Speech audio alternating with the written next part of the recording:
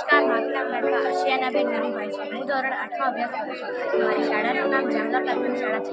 આજ રોજ યોજાયેલ ગણિત વિજ્ઞાન પ્રદર્શન કાર્યક્રમમાં હાર્દિક સ્વાગત કરું છું. આપણે જાણીએ છીએ કે આજના આધુનિક યુગમાં પ્લાસ્ટિકનો બહોળો ઉપયોગ થઈ રહ્યો છે. તેમજ ગંદા પાણી તથા ગંદા કચરાના નિકાલ માટે કોઈ યોગ્ય વ્યવસ્થા ન હોવાથી લોકો જ્યાં ત્યાં કચરો ફેંકે છે, જેનાથી રોગચાળો ફેલાય છે. તે ઉપરાંત ખાસ કરીને ગામડાના લોકોમાં જાગૃતિનો અભાવ હોવાથી ગંદકીનું પ્રમાણ વધુ જોવા મળે છે. સૌપ્રથમ કચરામાંથી જૈવિક કચરો અને અજૈવિક કચરો અલગ કરીશું. અજૈવિક કચરો આપણે સેગ્રિગેશન શેડમાં લઈ જઈશું અને જૈવિક કચરો કમ્પોસ્ટ ફીડમાં નાખીશું. કમ્પોસ્ટ ફીડમાં જૈવિક કચરો થોડા દિવસ બાદ સેન્દ્રીય ખાતરમાં રૂપાંતર પામે છે, જે જમીનની ફળદ્રુપતા વધારવા માટે ઉપયોગી છે. તે ઉપરાંત તમે દરેક ફળિયામાં કમ્પોસ્ટ ફીડ બનાવ્યા છે. કમ્પોસ્ટ ફીડમાં લોકો ગાયભેંસના છાણ, એંઠવાડ, પાંદડા વગેરેમાં નાખી ફળિયું સ્વચ્છ અને ઉકરડાથી મુક્ત રહેશે. હવે આગળની માહિતી મારી મિત્ર આરાધનાબેન આપશે. નમસ્કાર, મારું નામ આરાધનાબેન વિક્રમભાઈ છે.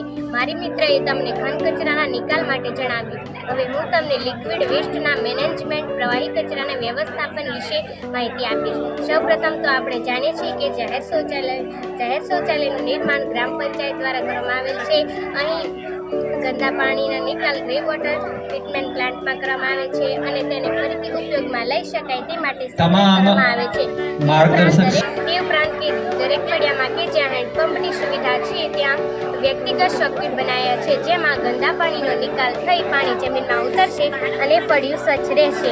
અમે બ્લે વોટર એટલે કે શૌચાલય દ્વારા ઉત્પન્ન થયેલા ગંદા પાણીના નિકાલ માટે ઘરે ઘરે શૌચાલય તેમજ શૌચાલયમાંથી નીકળેલા વેસ્ટ માટે શૌચ ખાડાનું નિર્માણ કરેલ છે.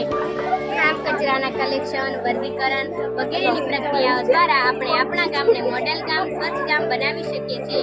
આનાથી આપણને ફાયદા થાય છે કે જેનાથી ગંદકીનું પ્રદૂષણ ઘટશે, પાણીની તંગી સર્જાશે નહીં, પ્લાસ્ટિકનો યોગ્ય રીતે નિકાલ થાય જેથી જમીનનું પ્રદૂષણ ઘટશે, ઉકરડા મુક્ત ગામ બનશે, સ્વચ્છ ગામ બનશે. Thank you. નમસ્તે, મારું નામ નરેશભાઈ છે.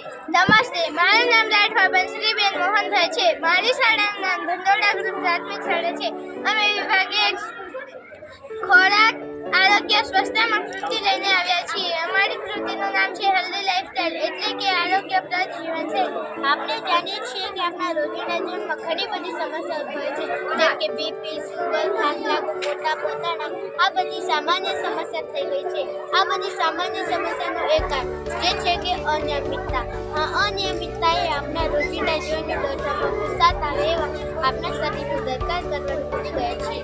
અનહેલ્ધી ખોરાક, અપૂરતી ઊંઘ, તમાકુ સેવન અને અનહેલ્ધી લાઈફસ્ટાઈલના કારણે આપણે સુખી અને સ્વસ્થ જીવનની મજા બગાડી રહ્યા છીએ. રાત્રે મોડે સુધી કામ કરવાથી અને યોગ્ય સમય ન મળવાથી આપણા શરીરને થાકનો અનુભવ થાય છે અને શરીરની રોગ પ્રતિકારક શક્તિ પણ ઓછી થઈ જાય છે. જેના કારણે જીવનમાં તણાવ વધી જાય છે. કામનું પ્રેશર અગર સમસ્યા વ્યક્તિના માનસિક થાક, અને કમું નિરાશા, નિદ્રાનો અનુભવ કરે તો તે વ્યક્તિ તણાવમાં હોય છે.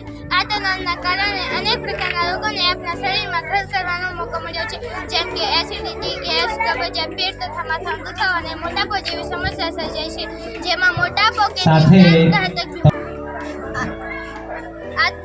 આ તણાવના કારણે અનેક પ્રકારના રોગોને આપણા શરીરમાં ઘર કરવાનો મોકો મળ્યો છે. મારું નામ હું ધોરણ 7માં પ્રાથમિક શાળામાં અભ્યાસ કરું છું. મારું નામ કાનક સેજલ દર્શનભાઈ. હું ધોરણ 8 જૂની પ્રાથમિક શાળામાં અભ્યાસ કરું છું. આજના આ ગણિત પ્રદર્શન અમારી કૃતિનું નામ આરોગ્યપ્રદ છે. ડૉક્ટરી સારવારના ખર્ચને તેમજ દવાની આડઅસરથી દૂર રહેવા, શરીરને રોગ પ્રતિકાર શક્તિ વધારવા અને રાતે આપેલ વસ્તુઓનો તેને દૈનિક આહારમાં અમારી કૃતિ તૈયાર કરવા માટે સરગવો, જાસૂદ, મેથીનો ઔષધીય ગુણ જાણે દૈનિક આહારમાં સરળતાથી ઉપયોગ કરી તેને ગુણ પ્રક્રિયા કરાવવી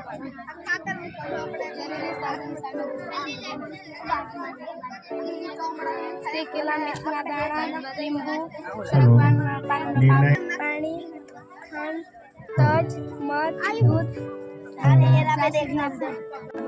મારા પ્રોજેક્ટનું નામ છે ગ્લોબલ વોર્મિંગ. પૃથ્વીની આસપાસ જે વાતાવરણ આવી જાય છે એ ઘણા વર્ષોથી ધીમે ધીમે ગરમ થઈ રહ્યા છે, જેના કારણે તાપમાન વધી રહ્યું છે.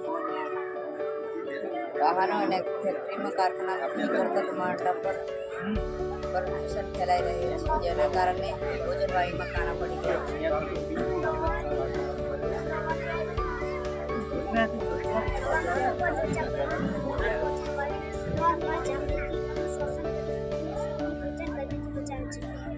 થવાના કારણો બહારના ધુમાડા આપણા દેશ ધર્મ પાવર પ્લાન્ટના જમીનના આર્થિક નાશ થવાથી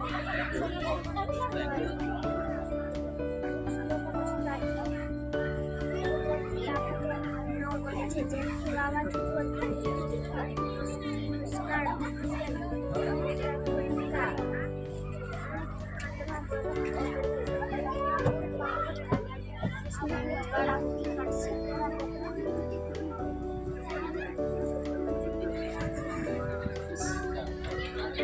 પડવાથી વારંવાર કપડાં ભીંજાય છે અને તેના માટે અમે મિલાવીએ છીએ જેનું નામ છે રેન ડિટેક્ટર.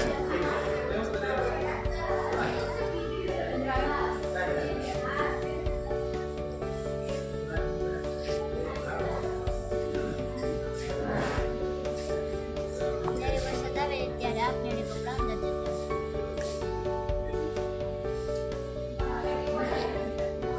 જ્યારે વરસાદ આવે છે ત્યારે કપડાં ભેડા અંદર નીકળતી રહે છે. છે જે આવે છે તે કપમાં એક ઘટના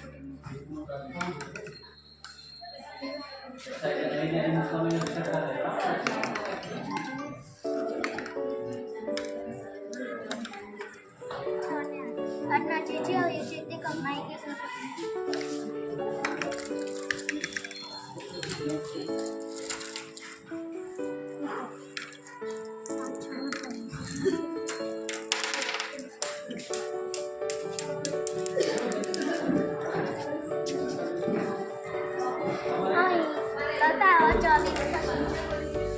સાચો છે?